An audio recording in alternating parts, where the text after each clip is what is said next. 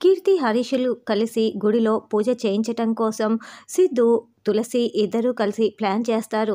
సిద్ధు అయితే తాతయ్య వేషం వేసుకొని బామ్మ ముందు ప్రత్యక్షమయ్యి కీర్తి చేత గుళ్ళో పూజ జరిపించాలి అని ఒప్పించేస్తాడు.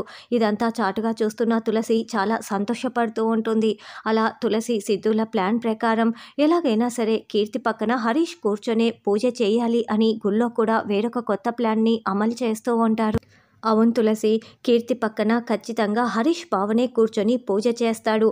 ఇదే జరుగుతుంది అని సిద్ధు చెప్తుంటే ఇదంతా వినేసిన కనిష్క, ఓ మీరు ఇలా ప్లాన్ చేస్తున్నారా, నేను నా ప్లాన్లో ఉన్నానులేండి అని మనసులో అనుకుంటూ, ఇప్పుడు గుళ్ళో పూజ చేస్తున్నాం కదా, కీర్తి కాబోయే భర్తతో కలిసి కూర్చొని ఈ పూజ చేస్తే బాగుంటుంది అని కనిష్క చెప్పటంతో అలాగేనంటూ వెంటనే ఆ పెళ్లి కొడుకుని అక్కడికి పిలిపిస్తూ ఉంటారు.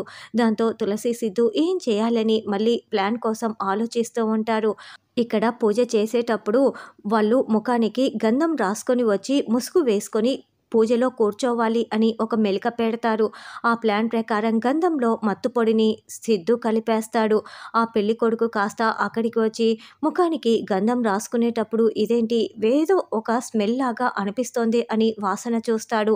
దాంతో అతను స్పృహ కోల్పోతాడు. వెంటనే అతన్ని పక్కకు లాగేసి అదే ప్లేస్లో హరీష్ని తీసుకువస్తాడు.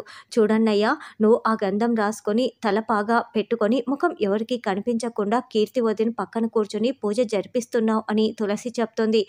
దాని ప్రకారమే ముఖానికి గంధం రాసుకొని తలపాగా పెట్టుకొని ముఖం ఎవరికి కనిపించకుండా కీర్తి పక్కన కూర్చొని హరీష్ పూజ చేస్తూ ఉంటాడు.